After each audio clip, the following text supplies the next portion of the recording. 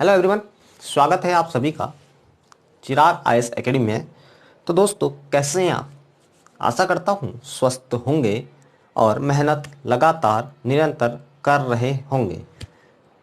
तो दोस्तों, आपके लिए सीसेट की क्लासेस भी प्रारंभ की जा रही हैं। पॉलिटी के साथ साथ अब इस चैनल में एक और पॉलिटी और एक और आपकी सीसेट की क्लासेस चलेंगी, क्योंकि देखा जाए तो आने वाले समय में यानी कुछ ही महीनों में आईएएस का एग्ज़ाम होना है और उसके साथ साथ आपका यूपी पीसीएस का भी एग्ज़ाम होना है और दोनों में सीसेट आती ही आती है। और सीसेट में जो है विद्यार्थी डरता है, वो डरता है गणित से।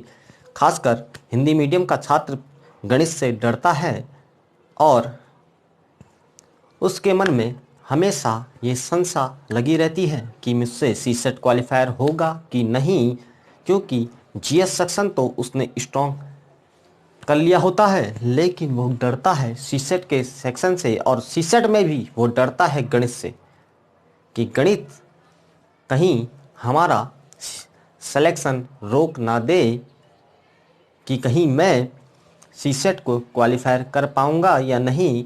ये सब संशय उसके मन में गणित के प्रति लगी रहती है। तो दोस्तों, इसी को ध्यान में रखते हुए पॉलिटी के साथ साथ हमारी सीसेट की क्लासेस भी आप लोग के लिए प्रारंभ कर दी जा रही हैं। और सीसेट इसीलिए गणित से उठाई है क्योंकि हमारा काम आपके दिल में बैठे गणित के डर को समाप्त करना है। और मैं गारंटी कहता हूँ, वीडियो देखने के बाद हमारी क्लासेस सीरियसली करने के बाद आप गणित से नहीं डरेंगे और चुटकियों में आप एग्जामिनेशन हॉल में गणित के क्वेश्चनों को सॉल्व करके आएंगे। बस शर्त यह है कि नोट्स क्रमबद्ध बनाइए और रिवीजन पर डे करते रहिए, क्योंकि बिना रिवीजन के गणित आना असंभव है। इसलिए गणित रिवीजन मांगती है। बार बार प्रैक्टिस ही गणित को हराने का एक मूल मंत्र है। और बाकी जो हम गणित पढ़ेंगे वो विदाउट डेफिनेशन और विदाउट फॉर्मूले से पढ़ेंगे, ताकि आप डेफिनेशन और फॉर्मूले के चक्कर में नहीं पड़ें। क्योंकि आप गणित गणित के कितने फॉर्मूले याद करेंगे, इसलिए फॉर्मूले बिल्कुल याद नहीं करने हैं। आप दिमाग में बैठा लिए, गणित में फॉर्मूले आपको बिल्कुल याद नहीं करने हैं। कोई भी चैप्टर हो वह बिना फॉर्मूले के आपको पढ़ाया जाएगा, इसलिए आपको टेंशन लेने की कोई आवश्यकता नहीं है कि आपको अब फॉर्मूले याद करने पड़ेंगे। आपको ना फॉर्मूले याद करने पड़ेंगे और ना ही डेफिनेशन। विदाउट डेफिनेशन, विदाउट फॉर्मूले आपकी हम गणित मजबूत कराएंगे और आप, गारंटी कहता हूँ, आप सीसेट में एक अच्छा स्कोर करके आएंगे। तो दोस्तों, आइए शुरू करते हैं गणित की पहली क्लास और चैप्टर है अनुपात और समानुपात। तो दोस्तों, सबसे पहले इस वीडियो को लाइक, शेयर और कमेंट कीजिए तथा हमारे चैनल को सब्सक्राइब कीजिए और करवाइए। साथ में ही बेल आइकन के बटन को प्रेस जरूर कीजिएगा, जिससे कि आने वाली हर वीडियो की नोटिफिकेशन आप तक सबसे तीव्र, सबसे तेज और समय में पहुंच सके। और साथ में जिन विद्यार्थियों ने अभी तक हमारे चैनल को सब्सक्राइब नहीं कर रखा है, तो कृपया करके पहले चिराग आईएएस एकेडमी को सब्सक्राइब कीजिए और हमारे साथ क्रमबद्ध तैयारी कीजिए और अपनी सफलता को सुनिश्चित कीजिए। तो बात करते हैं अनुपात और समानुपात की। तो दोस्तों, अनुपात का चिन्ह क्या होता है? अनुपात का चिन्ह होता है, बात आती है कि अनुपात का चिन्ह क्या है। सबसे पहले जो बात है, अनुपात का चिन्ह क्या है? जो ये दो बिंदु हैं, इन्हें ही अनुपात का चिन्ह कहते हैं। अब अनुपात क्या बताता है? अगली बात आती है कि अनुपात क्या बताता है। तो नोट कीजिए, अनुपात संबंध को दर्शाता है या तुलना करता है। संबंध या तुलना को दर्शाता है अनुपात, यानी छोटा बड़ा,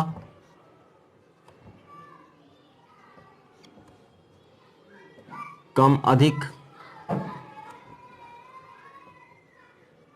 आदि को दर्शाता है अनुपात। ठीक है, आदि को दर्शाता है अनुपात। अब बात आती है कि अगर दिया हो A अनुपात B, अगर दिया हो A अनुपात B, तो इसका मतलब क्या है? तो इसका मतलब है A बट्टा B। इसका मतलब है A बट्टा B, और ऊपर वाली संख्या हमेशा अंश होती है और नीचे वाली संख्या बच्चों हमेशा हर होती है। ठीक है, तो मैं बेसिक से लेके चल रहा हूँ, आप इनके नोट्स मेरे साथ साथ बनाते चलिए। ऊपर वाली संख्या हमेशा हर होती है और नीचे वाली संख्या ऊपर वाली संख्या हमेशा अंश होती है और नीचे वाली संख्या हमेशा हर होती है। अब बात आती है कि इसमें क्वेश्चन किस टाइप के हमारे सीसेट के एग्ज़ाम में पूछे जाते हैं। तो अब बात करते हैं क्वेश्चन से और क्वेश्चन के माध्यम से बेहतर इसको समझने का प्रयास करते हैं। क्वेश्चन पूछा जाता है कि A अनुपात B, अगर A अनुपात B दिया है 1:2 और B अनुपात C आपको दिया है 3:4, और आपसे पूछ लिया जाएगा कि A अनुपात B अनुपात C बराबर क्या होगा। इस प्रकार के क्वेश्चन भी आपने देखे होंगे। अगर आपको A अनुपात B दे दिया गया है और B अनुपात C आपको भी दे दिया गया है और उसके बाद आपसे पूछ लिया गया कि A अनुपात B अनुपात C क्या होगा, तो आइए देखते हैं कि इस क्वेश्चनों को कैसे सॉल्व करेंगे। सबसे पहले जो हमसे पूछा गया है उसको लिख लेंगे। तो हमसे पूछा गया है A अनुपात B अनुपात C, और इसके बाद इनके नीचे इनके मानों को जो दिए हैं उनको हम रख लेंगे। ठीक है, तो पहले A अनुपात B का मान दिया है 1:2 और B अनुपात C का मान दिया है 3:4। यहाँ तक तो हो गई बात। अब क्या करना है आगे? अब करना है आगे, जिस संख्या के आगे स्थान खाली है, ध्यान से सुनिएगा, जिस संख्या के आगे स्थान खाली है या कोई जगह रिक्त है उसी संख्या को उस स्थान में रख लेंगे। जैसे A अनुपात B दिया है 1:2। अब ये 2 के आगे यानी 2 के दाईं ओर जगह खाली है C के नीचे, तो यहाँ पर कोई क्या करेंगे, इसी जो 2 है ना इसी को यहाँ पर लिख लेंगे। ठीक है, इसी 2 को यहाँ पर लिख लेंगे। अब नीचे वाली लाइन में आते हैं, यहाँ पर को 3 है, 3 की बाईं ओर स्थान खाली है, तो हम इस 3 को यहाँ पर को लिख लेते हैं, यानी उसी संख्या को आगे की ओर खिसका लेते हैं। अब ये तो हो गया। इसके बाद हम इन सब को क्या कर लेते हैं, आपस में गुणा कर लेते हैं। तो गुणा करके देखते हैं, 3 × 3, 3 दूनी 6 और 4 दूनी 8। तो अब आ गया आपका ये अनुपात A अनुपात B अनुपात C हो गया 3:6:8। ठीक है, इसी प्रकार का एक क्वेश्चन और देखते हैं। अगर आपको दे दिया जाए A अनुपात B 3:5 और B अनुपात C आपको दिया जाए 1:1, पूछ लिया जाए A अनुपात B अनुपात C क्या होगा, तो आप क्या कहेंगे? सबसे पहले आप जो पूछा गया है उसको लिख लेंगे, यानी पूछा क्या गया है, A अनुपात B अनुपात C हमें बताना है। अब इनके नीचे इनके मानों को लिख लेंगे। इनके नीचे जो मान है वो है 3:5, 1:1। यहाँ तक हमने काम कर लिया। अब मैंने कहा कि जिस संख्या के आगे स्थान खाली हो उसी संख्या को आगे को बढ़ा देते हैं। जैसा कि 5 के आगे स्थान खाली है तो हम इस 5 को यहाँ बढ़ा देंगे, और यहाँ 1 के आगे स्थान खाली है तो हम इस 1 को आगे की ओर बढ़ा देंगे, और उसके बाद हम इन को आपस में मल्टीप्लाई यानी गुणा कर देंगे तो 3 एकम 3, 5 एकम 5, 5 एकम 5, तो आपका A अनुपात B अनुपात C आया 3:5:5। उम्मीद करूंगा यहाँ तक बातें आपको समझ में आ गई होंगी। अब अगर आपको क्वेश्चन थोड़ा सा इसी प्रकार बढ़ा के दे दिया जाए कि आपसे पूछ लिया जाए कि A अनुपात B है 1:2 और B अनुपात C है 3:5 और C अनुपात D है 1:3, तो आपको बताना है A अनुपात B अनुपात C अनुपात D क्या होगा। कोशिश करके देखिए कि क्या होगा। तो मैंने बताया कि जो पूछा जाए उसे पहले लिख लेंगे। पूछा गया क्या है, A अनुपात B अनुपात C अनुपात D, हमें ये निकालना है, तो हमने सबसे पहले इसको लिख लिया।